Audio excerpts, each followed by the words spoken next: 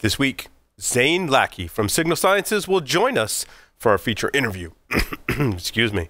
Got the pirate voice wanting to come out, but that I'm going to leave to Larry Pesce, who's delivering a technical segment in his pirate voice on ESP 8266 socks.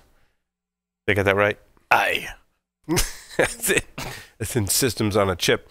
And in the news, the TV you watch at night could be watching you. How to protect your TV from being hacked, Apple's top secret iBoot, and massive cybercrime network has been taken down. All that and more on this edition of Paul's Security Weekly. This is Security Weekly, for security professionals, by security professionals. Broadcasting live from G-Unit Studios in Rhode Island, it's the show where exploits run wild, packets aren't the only things getting sniffed, and the cocktails flow steady. It's Paul's Security Weekly. I'm, of course, your host, Paul Asadorian. Excited to be here, as always, on Paul's Security Weekly. Hi, and welcome to the show. I totally introduced our host right now, but I've got a totally awkward boner. What? Where? Oh, hey! I'm in the studio with you guys. That's kind of cool. Sounds like a plan. And we'll at least have one person listening. That's right. Just saying. Yeah, I know, and I appreciate it, and I'm glad you enjoyed your spooning with Jeff. But you know, Hey, that's Actually built a new office. Oh, okay. Yeah, third baby on the way, so I needed a new office. Nice. I lost my old office. That's now the baby room. Brought to you by Signal Sciences is the industry's first web protection platform that works in any cloud, any container, any platform as a service, and any modern application architecture. The Signal Sciences web protection platform can be deployed in next-generation WAF, RASP, or reverse proxy modes, giving customers ultimate flexibility and coverage. Protect your web applications with Signal Sciences web protection platform. Signal Sciences, protecting applications, connecting teams. For more information, check them out at signalsciences.com/PSW. The average time between being hacked and realizing you've been hacked is 1 year. Can you afford to let an intruder roam your network for that long? Can your company weather the fallout when this comes to light? Black Hills Information Security can find the bad guys in your network and train you to do it yourself. Email consulting@blackhillsinfosec.com to find out how a hunt teaming engagement can help you find a persistent threat in your network. Hi, mateys, and welcome to the show. But first, let me introduce you to a man who sits the first day with his hook.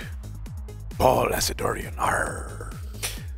Welcome, everyone, apparently to the pirate edition of Paul's Security Weekly. It's episode 547, and somewhere there's a joke in there about booty. I'm just not quite sure how it fits in just yet. But you know how it fits into the booty. I am excited, I think, for tonight's show with my co-host, who's here in studio, Mr. Larry, the Pirate Pesce. Aye. What is your pirate name? I have no idea. Oh, okay. The butt pirate himself. Nay. Nay, says I. Not that there's anything wrong with that. And there's no one on via Skype. It's just you and I here in studio. In terms of regular hosts, we do have a special guest on via Skype, which I'll introduce in one moment. As soon as I tell people about our on-demand webcast, you can go to securityweekly.com/on-demand. In fact, one of the on-demand webcasts you can watch is with myself. I think it might have been Joff and Zane, or Doug or someone else, and Zane Lackey from Signal Sciences. So if you like Zane, after we interview him and ask him a lot about himself and what he likes, long walks on the beach and things like that, if you want to hear a more technically focused topic conversation, it's really focused on there's some technical stuff, there's some higher level stuff, but it's really focused on the web application security problem. So it was Joff. Was it Joff, Zane, that was on that webcast? Yeah, I think so. Yeah, okay. So you can hear the three of us. It was awesome. Also, IT Pro TV. We use them. You should too. itpro.tv/securityweekly. Make sure you go there. If you're listening to things here on the show and you're like, I don't really know much about that, or I really want to learn more about that because I heard the Security Weekly guys covering it, itpro.tv/securityweekly, you can go do just that and get trained up on a wide variety of topics. Over 3,300 hours content in their library. It's pretty impressive. I would like to introduce Zane Lackey, who is currently the founder and chief security officer at Signal Sciences. I'll let him tell you about his background. Zane, welcome to the program. Hey, thanks for having me back. I can give you a quick bio of my own background. Yeah, no, Zane, you haven't been on this. Have you been on this program, Paul Security Weekly, yet? I actually don't think that I have. Okay, I think you've been on like a lot of our other programs. Because I know every time we have a conversation, it's a great time. Yeah, it's good to have you on this show. So, yeah, Zane, tell us a little bit about your background and, more importantly, how you got started in information security. Yeah, totally. So I actually started out on the security consulting and pen testing side. So for any folks that remember the days of ISEC Partners after At Stake, I started out as the first employee at ISEC Partners, and then went through the NCC Group acquisition. And then after that, a company called Etsy in New York made me an offer I couldn't refuse to become their first CISO and really build their security program from scratch. And it was particularly interesting because at the time it was pretty much them on the East Coast and Netflix on the West Coast that were pioneering what we now call DevOps, and really as part of this shift to cloud. So I kind of got thrown in the trenches there as one of the first CISOs going through that, and still have the scars to prove it. I'm actually 13 years old. I just look this old now after having lived through that.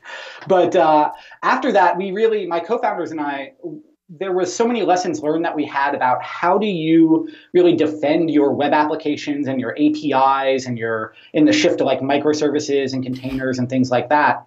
That we saw so many of our peers going through the same shift that what we did is we left Etsy and turned those lessons learned into a product.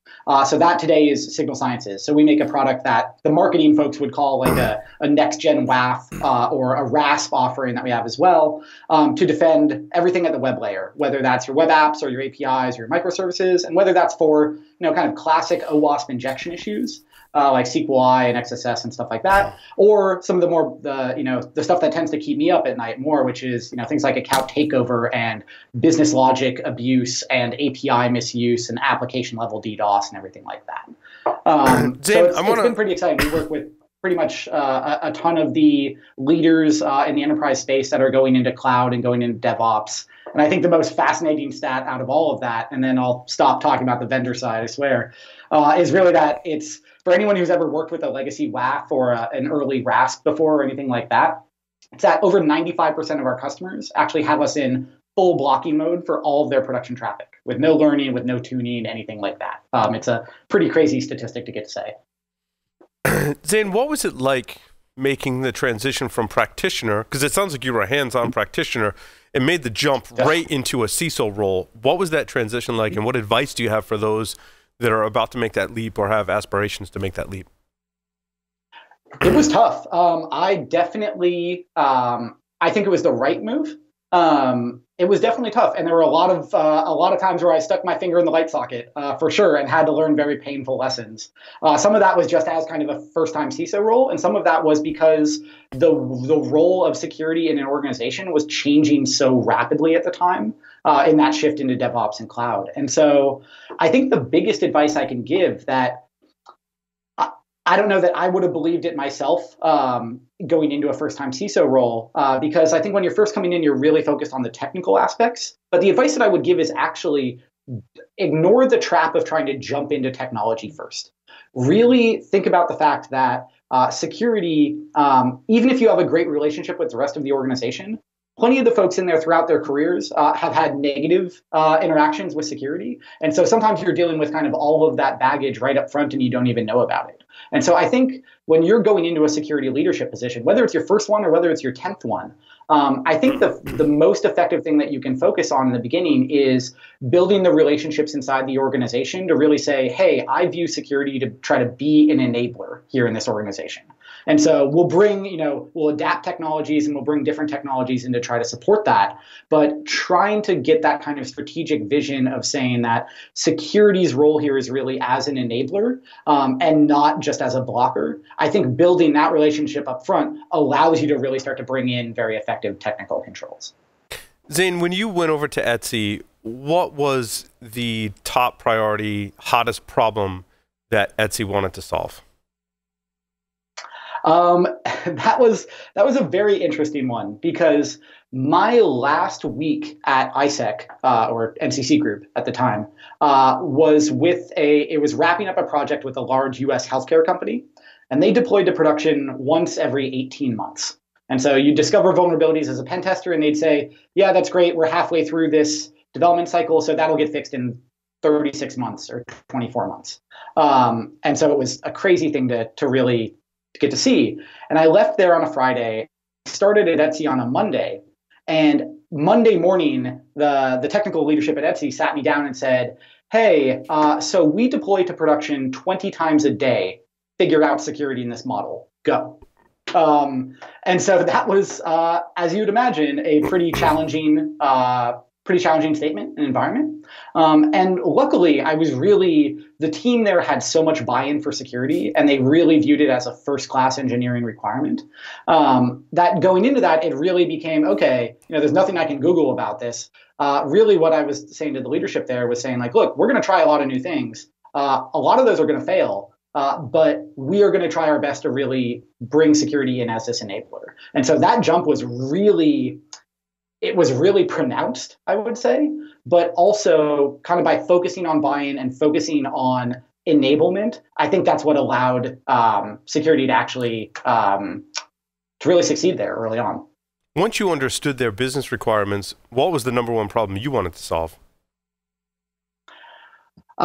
It was nothing crazy, actually. I think it's the things that so many of us in the trenches deal with, right? It's kind of the basics in a lot of ways. I wanted to get things around encryption and things around two-factor auth and things around protecting our web applications and our APIs. It wasn't, go solve this insane edge case problem. There were plenty of those too, of course, right? That's the joy of security. But I think for so much of us, it's let's get the foundations in place. Let's get the fundamentals in place, and let's iterate on top of that. So did Etsy have no security when you got there, Zane? I will not answer that question directly, but I will happily say that I was the first full-time security hire. Now, the actual answer, right, is that their technical leadership really cared about security. It's why it was such an interesting role to go into, is that there was buy-in from the executives on down about security. And so that's why it was such an interesting role to go be the first kind of head of security and first CISO there. Sure. So some will think that just by having DevOps, it means that you're secure. Obviously, there is security that we have to apply to the DevOps process. When you got to Etsy, what did you start to implement to build security into DevOps, recognizing that we're all on the same page here, that security and DevOps are two different things? Yeah, very much so, right? I think that DevOps is interesting to me from the security perspective, and I had to learn this lesson the hard way. DevOps is interesting to me from the security perspective because it allows us the opportunity to be safer. It doesn't make us safer by default, but it allows us the opportunity to do that. If you would have asked me in my first 6 months or so, I would have said, this is crazy. It's going to make us far less safe because we're moving so fast that there's no way that this will actually be a really scary thing. What I had to learn over time is that, and it's so simple that it's kind of embarrassing, but it took me a while to really learn this fact, which is that every development methodology and every infrastructure methodology, it's going to have security vulnerabilities in it. And so the reason why DevOps allows us to be safer, if we do it right, which is the big caveat, is that it, for the first time, allows us to react quickly. Mm-hmm. For all of us that have lived through security in a waterfall data center world, it's not that we didn't have security vulns in there. It's that they were a nightmare to fix and patch and update as part of. And so where DevOps, if done right, can make us safer is because the system is changing so frequently, it allows us, when we discover a critical issue, whether it's infrastructure or application or anything like that, it allows us to make the change very quickly. In and of itself, it doesn't make us completely safe. It's that it affords us the opportunity to do it better. How many vendors did you speak with in your time at Etsy, especially early on? Did you immediately dismiss because there was just no chance they could help you? Oh, plenty. I mean, I think you talk to any CISO today, and that's the case, right? I think that's the real challenge is there are a few vendors out there that actually like are really useful. The problem is that the noise out there is just absolutely incredible, right? I'm a CISO at a product vendor now, and I get spammed by vendors every day, constantly. So I think it's really a short list of vendors that have solved real problems. And the ones that I always look for are the ones that come from being practitioners themselves, right? Is it just a vendor trying to go into a new space and they want to spend a bunch of marketing and stuff in that space? Or is it someone who became a vendor because they had to solve a problem in-house and then they saw their peers going through that and they really recognized, okay, I should actually provide this as a product because all of my peers are going to go through this. How upset do customers get when they can't order their customized chapstick holders? That is a fantastic question that I'm sure a marketing team has a very long answer for and everything there, but man, am I the wrong guy for that one. So in your time at Etsy, it was, how did you not impact the business? Or if you did, what were some of the lessons learned by impacting that? And what can you share with our listeners about basically lessons learned from making a business impact or not? I mean, largely it was if DevOps and containers, it's I think more difficult to disrupt production.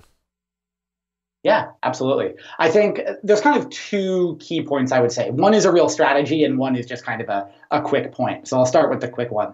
But the quick one is treat saying no like you only get a few of those a year. Let's say you get 2 no's a year, so use them wisely. And when you start to think through that sort of mentality, it really makes you think about, okay, how do I enable instead of block?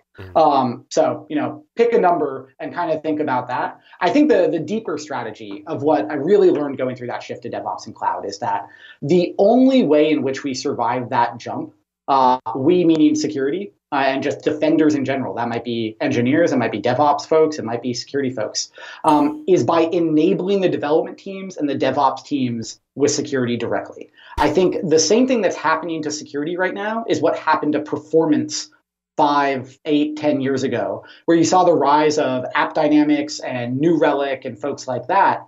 And it was really interesting because it took something that was a very specialized skill set around performance and understanding the performance impacts of different areas of the application.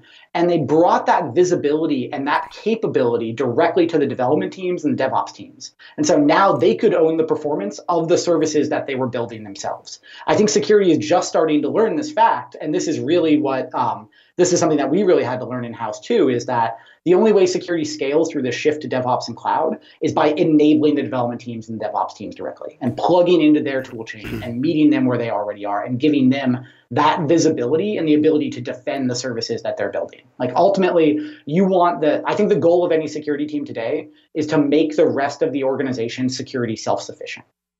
At the time, with there not being many vendor solutions on the market to help you, did you turn to build your own security tools internally? We certainly did. We built a number of things in-house, some that we should have because there was just nothing coming. Others that, quite honestly, we really shouldn't. And I think that was part of my maturing as an engineering leader is really knowing when to build versus buy. There were some really good vendors out there, like folks like Duo, who are just absolutely incredible, and brought them in really early on. A number of other folks that I know today that are really useful that I wish had existed at the time. Right. But we really built a number of things in-house. And really, it's funny because that became the Signal Sciences story, right? Is we built all that and eventually left to start a company around that. Yeah, so what was the kind of defining moment in the spark to say, I want to go start a company to solve this problem?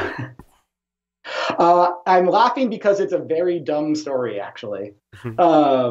Which is that a couple of my co-founders and I, we were, one of them had already left Etsy. Actually, both of them by then had already left Etsy.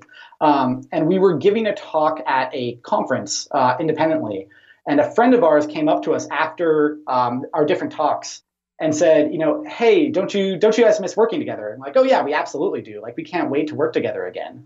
And he's like, well, I hate to break it to you, but after each of your talks, where you were talking about techniques for defending web apps and lessons learned out of Etsy and everything, you had a bunch of enterprise folks come up and ask if there was anything they could buy that would help out with some of that. And you told them all, there was nothing there, but you could share techniques, you could share, ideas and everything like that. And he's like, maybe you want to reconsider that. And that was like the dumbest light bulb moment of all time. We're like, oh, we miss working together. And many more people are really facing these challenges than we realized at the time. Maybe we should actually start something here to help this broader swath of folks that are going through the same stuff that we did. The best companies, but the best companies talk about the solution before they develop a product or form a team. And the funny part is that you guys were doing that without even knowing you were doing it. Exactly. That's awesome. So if you were looking for a super genius founding story, clearly that was not it. But I'm happy that I could give you a dumb one at least. No, that's a good story because, like I said, it speaks to the things you want to have in place before you go build the company, and I feel like a lot of people get that backwards. Yeah, I mean, we really in-house there were so many products in the space that we wish that we could buy, right? We looked at all the WAF vendors and everything like that, and they caused us more pain than they actually solved, and that's why we ended up really having to build in-house there, and then eventually step out from there. Zane, at some point, DevOps caught the attention of security. Gene Kim was evangelizing very, very heavily on it, and companies started to emerge that were doing DevOps really well, like Etsy. And I think sort of subconsciously, those of us in the security community were like, well, Etsy's really good at security. But what's the story? Like, what was the tipping point that put Etsy kind of on the map as being a leader in terms of a security model for DevOps? And I want to follow that up with, most people think Etsy and they're like, oh, handmade arts and crafts. They don't think necessarily DevOps. Handmade chapstick holders. Yeah, exactly. DevOps. Oh, totally. They don't think DevOps. Our running joke was sequin injection and cross-site scripting. Sequin injection. That's awesome. Yeah, those were the serious threats we were faced with there. No, I think it's really funny, right? Because I think you can say the same thing of Netflix and other absolute leaders in the space, which is like, a movie streaming site. Like, why would they be great at engineering? Well, it turns out they're absolutely world class at it, right? They invented entire new fields of it. And the same thing goes for, Facebook and Google and all of these folks. It doesn't necessarily tie the product that they deliver to the caliber of engineering that they have and the how much they really push the state of the art forward. So that was really interesting. And then going back to your question, it was a real turning point. This was a couple years before I got there, where they brought in Chad Dickerson as CTO, and he brought in a team that he had worked with of John Allspaw and Kellen, Elliot McRae, and a bunch of really great folks that they came in after Etsy had already been going, and they really rebuilt the engineering organization and really rebuilt the entire approach to engineering from the ground up there. And so I was extremely fortunate that when I came in and joined them from the security side, that they were so focused on pushing forward this whole kind of DevOps movement and continuous deployment and continuous integration, that really they viewed security, which I felt was the right way, which is security is a piece of good engineering. And so just like the rest of engineering, when you're pushing the envelope forward, there's going to be failures, but you roll forward, you don't roll backward. No, I love that. That's awesome. All right, questions for Zane? None from me, but I just want to step back to that again. But yeah, it was very much a shock when I started seeing folks from Etsy come to speak at security conferences, like this amazing stuff that they were doing. And I think that one of the things that was really setting Etsy apart at the time was very much they were willing to speak about some of these amazing engineering security technical feats that they had done, unlike some of those other companies that you had mentioned, like necessarily Facebook or Netflix. And they were willing to share, which was amazing. Yeah, it was a really exciting time, right? I think I tried to tell my team a lot of times that, hey, you're kind of in this golden age of a security team at a company that views security in such a positive way, and we're really able to push the envelope forward. So it's a time that I'm really thankful for the team that I had, the leadership team that I got to work with. It was really a great time. And I think, plenty of organizations were really trying to share in whatever way worked best for them, right? That might have been open sourcing, it might have been blog posts, it might have been talks, whatever. But, at the end of the day, we're all facing the same challenges here. So the more we can help each other, the better. How did Etsy feel about 3 of its key security team members leaving and starting their own security product company? That was the nice thing is we had actually all left at different times. It wasn't. It was actually a really friendly departure. They, their logo's actually up on our site today as a customer. So there, can you say had a great relationship with the tech leadership there? Can you say publicly if they're a customer or not today? Yeah, their logo is up on our website today. That's awesome. That's awesome. Well, and then that kind of speaks for itself. I just wondered if there was an executive at Etsy that was like, "Hey, those 3 security people that left, like they have their own company now. Like that's kind of neat. Like, were they like, did we do too good of a job with employee enrichment such that our 3 smartest security people left and then started their own product company? But now they're a customer, so I guess it works out." I think that they approached it in a way that I found really admirable, which is that they really thought of it as, this speaks volumes about the organization that we've built, that people are coming out of here to start companies. Yep. Right? I think it's kind of like you saw a wave out of Google or Facebook or any other leader in their particular area, when you see these really interesting companies come out of somewhere, it speaks volumes about what a great organization they've built. And that's the best public relations that just happens organically like that, which is pretty cool. Yeah, exactly. And so now, who are your other 2 founders? One is Tyler, correct? No, one is Nick Galbraith, who's our CTO and was a director of engineering at Etsy. And then the other is Andrew Peterson, who's our CEO, who ran a lot of the business expansion at Etsy and product and a million different things there. Oh, and then so how did Tyler Shields get plugged in? Yeah, Tyler's fantastic. So I've known Tyler for over 10 years at this point, kind of going back to At Stake and then Veracode days on his side.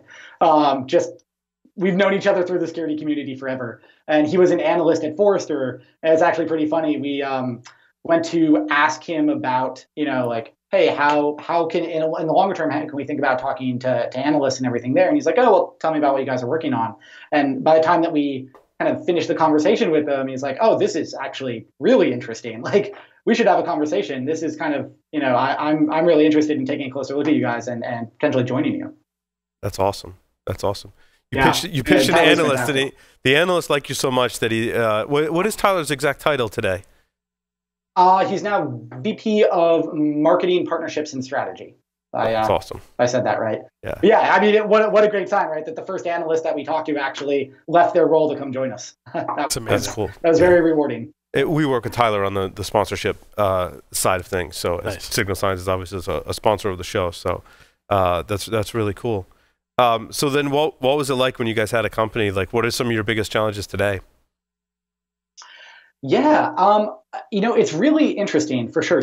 Going over to the vendor side, which I think I spent the majority of my career as a CISO saying a bunch of 4-letter words about vendors, which and now you are I think are still mostly accurate today. But I think one of the highest compliments that I've gotten personally during the time of our company was a CISO who pulled me aside after they did kind of a test rollout with us. That went really well. They did a really large scale production rollout with us. That went really well. And he pulled me aside afterwards when we were catching up, and he's like, look, in my career of 20 plus years, there have been vendors the number of vendors that I have said good things about has been on one hand, right?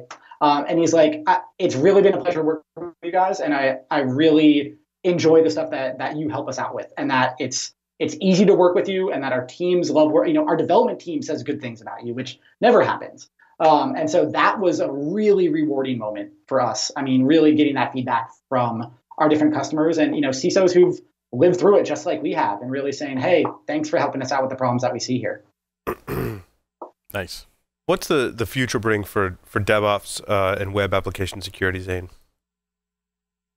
Yeah, so I think we're at such an interesting point in that, because I think we're at this kind of generational inflection point on that, which historically risk has always been at the infrastructure layer, right? That's where, for us on the pen test side, that's where you'd go target. That's where for the attackers, that's what they would go target first and everything like that. If you look at where risk has shifted, it's shifted out to the endpoint side of things and the kind of lateral movement from there, and it shifted up to the web application side of things and then the lateral movement from there. And so risk has really shifted. And at the same time, you have the forces of cloud and DevOps, where especially the web application bit is iterating faster and faster, not slower and slower. So the problem is getting kind of compounded. And so I think from the security perspective, from DevOps, from cloud, just from risk in general, risk has really shifted up to the web application layer and out, again, like I said, to the endpoint side of things. And so we're really thinking about how do we shift where we've traditionally focused security of like firewalls and IDSs and infrastructure and network layer, how do we shift that up to where the risk is gone, which is the application layer and the endpoint layer? But I think that the silver lining, excuse me, is that we have the opportunity to do better now, right? The shift to cloud, the shift to DevOps, it doesn't, like we were talking about before, it doesn't make us safer by default. Some of those things like getting out of infrastructure can definitely help, but like DevOps in particular, it doesn't make you safer by default, but it affords you the opportunity to be safer. And so that I think is particularly exciting. There are many categories to web application security. Of course, we've got RASP, we've got source code controls, we've got the containerization security companies. I think specifically, and I meant to ask this offline, but I'm going to ask you on air, we'll see how it goes. But the companies that are providing container security versus Signal Sciences providing application security, where do the lines blur? Like, where are those lines drawn? In what benefits do each one have, and where's the overlap? Yeah, totally. So, let me also YOLO and give a live answer here as well, which is that the nice thing of the kind of container security companies is they're super complementary to what we do. And even wiping Signal Sciences out of the picture here, just thinking about the web layer versus the container layer, the two are really complementary controls because what you have to be good at and what you have to understand there, like as a product, are completely different problem spaces, right? If you're looking at escapes from a container environment up to a host, even a host VM or a host hypervisor or something like that, that is a completely different skill set than it is for looking at how does a web application itself be abused or compromised there. And so the two tend to kind of meet where the risk is, but they come at it from different sides and they provide completely complementary coverage. And so what we tend to see is that not only are they completely different projects inside enterprises, they're completely different budget items. They're just completely different pieces of how people think about it. We really don't think about we don't try to go in that direction of like give coverage over a container and escape out to a VM or something like that. What we really focus on is the web layer. And that's where we want to be really broad and deep in our coverage, is saying historically this layer has been a bunch of different point products. So, something for WAF and OWASP injection stuff, something for application DDoS, something maybe for account takeover. I can tell you from my own history on the CISO side, I don't want 18 million point products. I want something that I can drop in to get coverage over that entire layer. And so that's how we really see the world, is we want to help mitigate the risk at the web layer for our customers, whether that's classic OWASP injection flaws, like for WAF sort of stuff, whether that's account takeover, whether that's application DDoS, whether that's business logic abuse or API misuse or anything like that. So it sounds like today, rather than we go shopping for firewalls or some kind of WAF, we're going to be shopping for containerization security solutions in addition to application security solutions such as Signal Sciences. I think so. I think that speaks to that chunk of the risk. And then the other chunk of the risk is the endpoint side and the lateral movement side, right? Things around two-factor auth, things around modern ways of defending your endpoints, right? So Carbon Black and Cylance and CrowdStrike and modern ways of doing that sort of stuff. But really addressing the biggest piece of advice I would give there is thinking about how to address where the risk has shifted and not where it was, for where we've spent most of our careers, right? For most of the time, it was at the infrastructure and network layer, and it hasn't gone away from there, but it has really started to shift into these other buckets. Yeah, no, I agree. I agree. Larry, questions for Zane? No. Have you done pen tests where either they have some advanced protections in their application and or are in a containerized environment? If we've done some stuff against containerized stuff, I don't know that we've noted it. Some of the advanced protections, not nearly as much as I think we should have been. Right. And in the cases where it has been present, it hasn't been properly configured. So which is kind of disappointing. The part that I'm really curious about is how you deal with some of the business application or the business flaws and those types of things. Because we know about the traditional WAF and those types of things, but the cross-site scripting, SQL injection, right? Yeah. But to deal with the business logic issue is something a completely different animal, and hearing about how you approach that problem would be really interesting to me. Yeah, exactly. And that was, definitely from my pen test days, that was where, exactly like you're saying, those are where the interesting bugs always are, right? Yeah. From that side of things, so where the really impactful bugs are. And that's where I get extremely nervous, to put it mildly, when some vendor says, oh, we'll magically protect your business logic. Like, there's no way you're going to. It's going to be unique to me, right? It's inherent to it. Mm-hmm. And so I think the way that you actually think about that problem from a protection side of things is that you don't think about magically trying to machine learn the app or something like that, because the reality is the app's going to be continuously changing. This is the whole point of DevOps, is that it changes quicker and quicker. What you do think about is, okay, what are kind of buckets of threats that particular applications face? And so let's define those out where it's agnostic to the application. And the part that we actually need to plug in specifically to that is just, is this functionality in your app a post to this URL, or is it a get to that one that returns a 302? Like, what are the individual mechanics that are specific to it?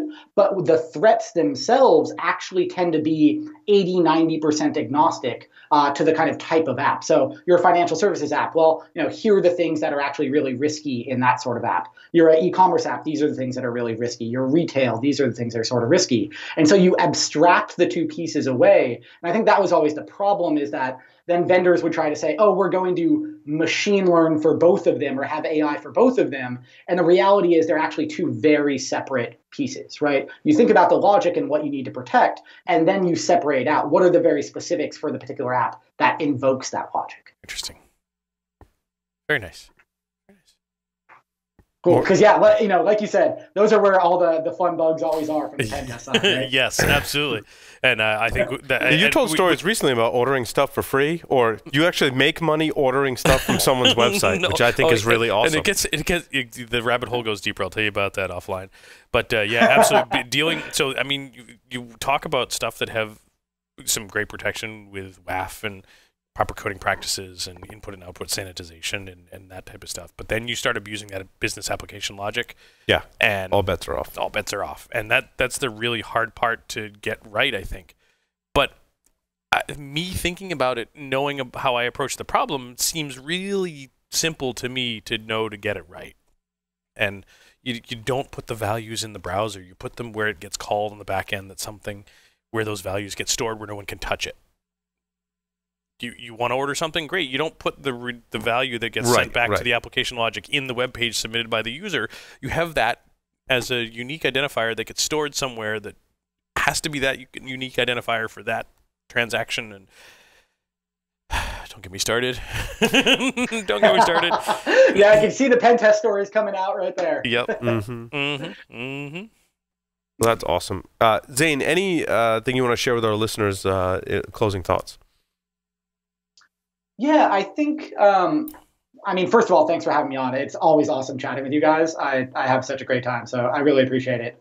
I think in terms of closing thoughts, if you're going through the shift to cloud and DevOps, and you're at the point where it's maybe just something that's starting to come down the pipe and it feels really like this is going to be a security train wreck and nightmare, from someone who's lived through that, I think that it actually affords you an opportunity if done right. I'm certainly not going to say it's magic security pixie dust that makes everything better. I mean, I think we've all lived through too many transitions to ever believe something like that. But I think that the focus can really start to become on enabling the business as part of security here, and that as you're going through DevOps, as you're going through cloud, it's this generational change in the way that we create and deliver software. And so security is going to have to adapt as part of that.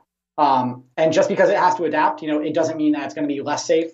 It affords us the opportunity to be more safe. So doesn't guarantee it, but it gives us a shot at it. And Zane, one final question before we get to the 5 questions.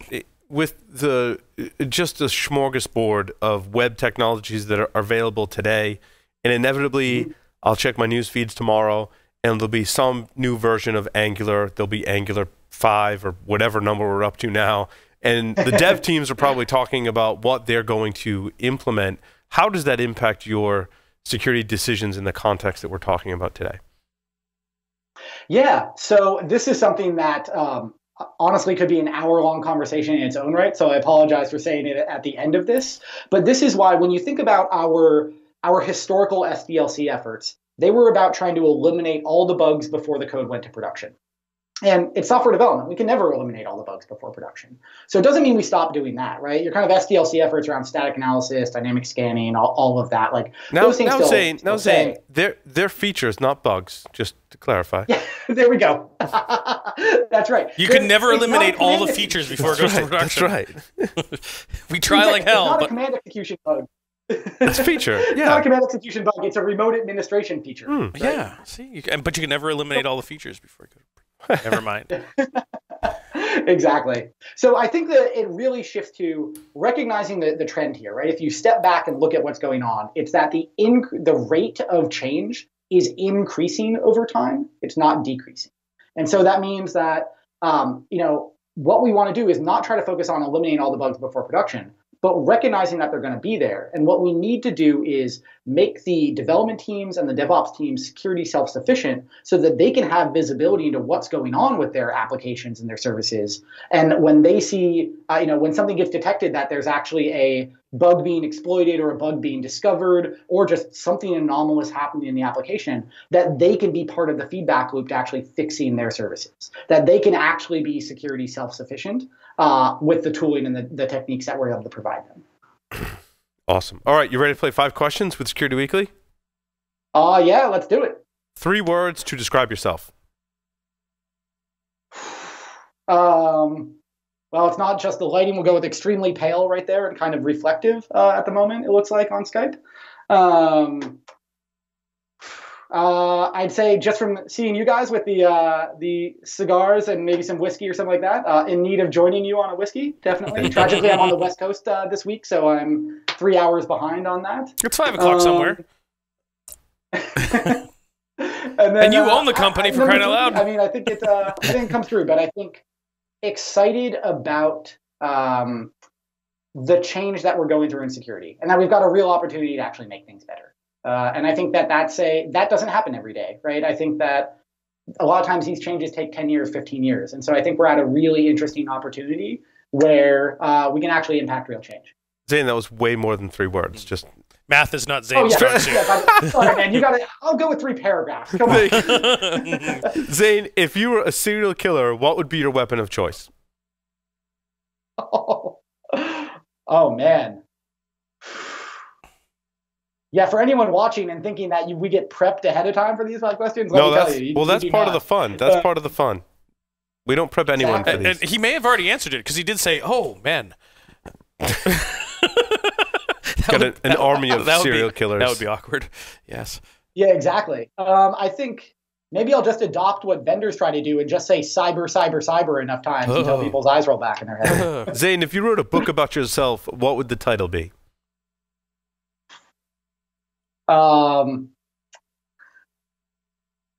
Not being great at 5 questions. The story of Zane Lackey. This next question, Zane, is multiple choice, so it's a lot easier. Okay, yes. So in the popular game of Ask Grabby Grabby, do you prefer to go first or second? I told you it was multiple choice. Yeah. You got a 50-50 shot to get it right. First or second. There's no right. There is no right or wrong answer, and it's multiple choice. You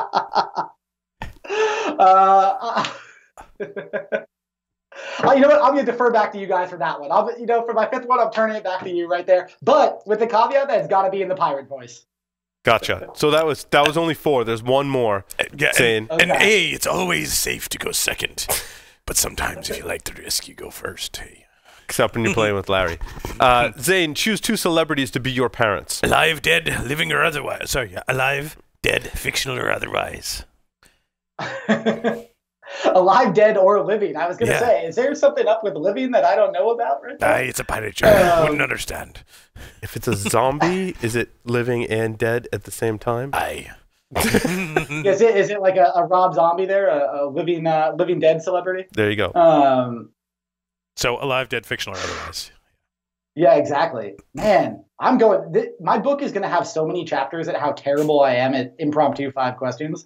I feel like this whole segment is getting cut for time easily. And that's all the time we have for today.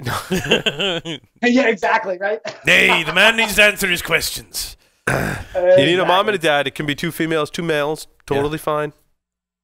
It can be whatever. I don't have a good one for you. I'm going to write in after the show for this. All right. We're going to read your answer on the next show, so stay tuned next week. Stay tuned. Paul Security Weekly will feature... There we go. It's a cliffhanger. That's right. Out right now. Zane Lackey's choices for 2 celebrities to be his parents, fictional, dead, alive, or both, or some combination or otherwise thereof. So, Zane, thank you. Thank you so much for appearing on Paul Security Weekly. It was wonderful having you. Hey, it's great to see you guys. Thanks for having me on. It was an absolute pleasure. With that, we'll take a short break, come back. Larry is going to do a technical segment, so stay tuned. Aye.